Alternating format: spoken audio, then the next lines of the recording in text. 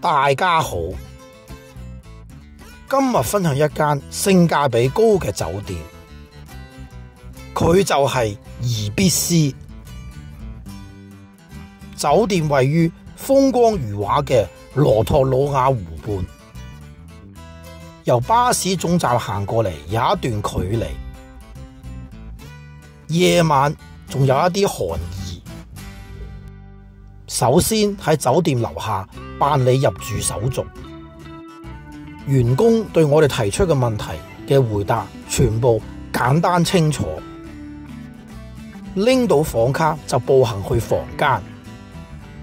房間都算設備齊全，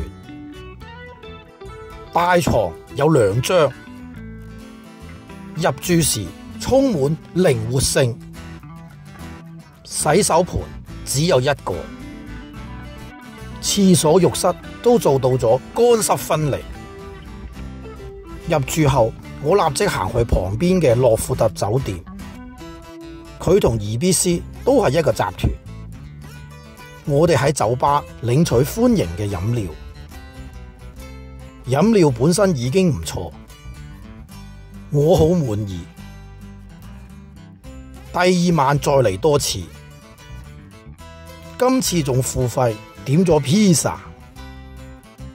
入住前我已經攞到咗雅高銀會員資格，喺酒吧食嘢有半價，都幾抵食。呢間酒吧嘅環境都唔錯，我特別中意中間嗰個火爐，俾人一種溫暖嘅感覺。特別係出邊天寒地凍，氣溫只有幾度，你更加想行入嚟坐一坐，回憶一下今次嘅入住經歷。嚟之前冇咩特別嘅期望，住咗2晚之後，發覺還可以。